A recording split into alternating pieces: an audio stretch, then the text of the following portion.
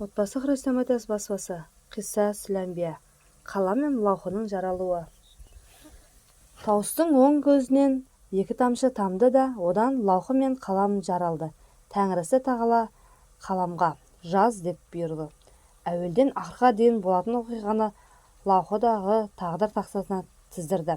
Оған лаухы махфуз деп ат берді. Қалам айнадай жарқырап тұрған тағдыр тақтасына ең бірінші Мұхаммед деп жазды. Қалам жас болып, бұл кімнің есімі деп сұрады. Жаппарқақ: әй қалам, әдепті бол. Бұл есімде ерекше құрметпен айтуды бұйырамын. Мұхаммедтің нұры болмаса, сен жаралмас едің. Менің сырларыма қанығып, нұрыма шомылып, махаббатыма суламас едің. Оған құрмет көрсет және салауат айт деді. Сол кезде қалам өзінің әдепсіздігіне ұялып, 1000 жыл бойы қорқыныштан дірілдеп, жаза алмай тұрып қалды. 1000 жылдан соң барып, Мұхаммедтің қасына салауатты қосып жазды. Осыдан бастап Мұхаммед пайғамбардың аты аталса, салауат қоса жолданатын парыз шығыпты. Сосын қаламға: әй қалам, барлық пайғамбардың үмбетінің болашақ тағдырын жаз деп бұйырады. Қалам жаза бастады. Тәңірі тағала айтты: бірінші адам пайғамбардың үмбетінен бастап жаз.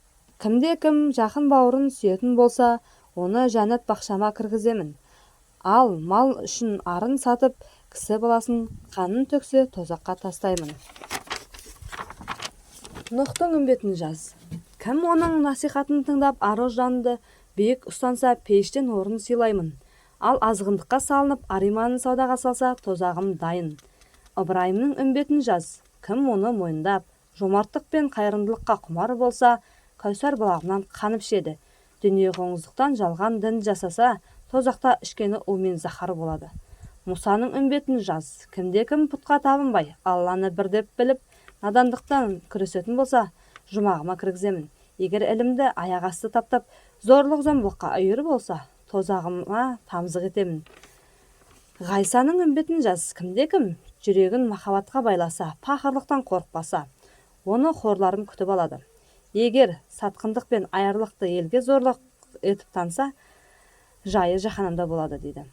Осылайша барша пайғамбардың үмбетін жаздыра береді. 124 000 пайғамбардың үмбеті түгел жазылып болады. Соңғы кезек Мұхаммедтің үмбетіне келеді. Қалам Алланың әмірін күтпестен, егерде кімде-кім жүрегін таза ұстап, Құдайдың алдына кіршіксіз жүрекпен келсе, оны пейішпен қуантамын.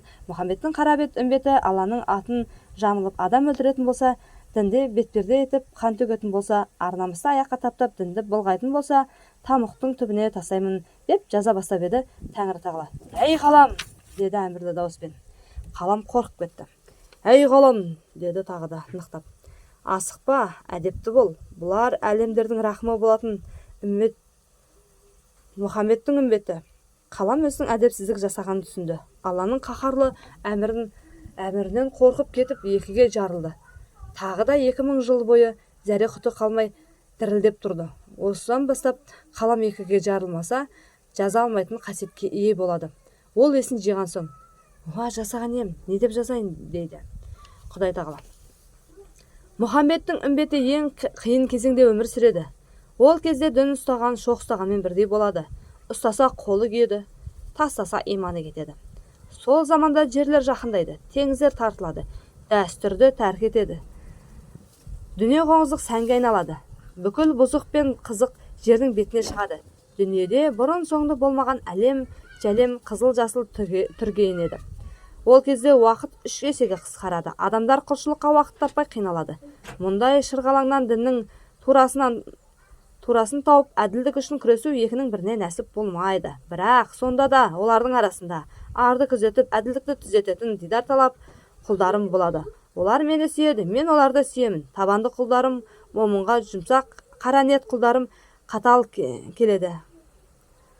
Залымдарға қатал келеді. Елдің өсек аяңынан қорықпай, хақтың ілімін таратуға тырса береді. Оларға пештен де бөлек артықша нығметім бар. Ол менің дидарым. Қияметте менің дидарымнан асқан қызық та, нығмет те болмайды, деді. Қалам аса ілтипатпен жазып жатты. Заманның қыспағынан ғафылдыққа бой алдырған Мұхаммедтің көп үмбеті болады. Оларға Мұхаммедтің шапағатшы нығметін нәсіп етемін. Себебі мен әділ Құдаймын. Бірақ шарты сол, олар пайғамбарына салауат айтсын, Мұхаммедті өзінің туған ата-анасынан да жақсы көрсін. жақсы көретін дәрежеге жетсін. Кешірім сұраса, тәубесін сол мезетте сүйіктім Мұхаммедтің құрметіне қабыл етемін дейді. Сол кезде болашақ үмбетінің қиын тағдырын біліп тұрған пайғамбардың нұры Алланың шапағат нығметін естігенде ерекше шаттанып, «Ва, жаратқан ием, ризамын» деп емірене тіл қатты.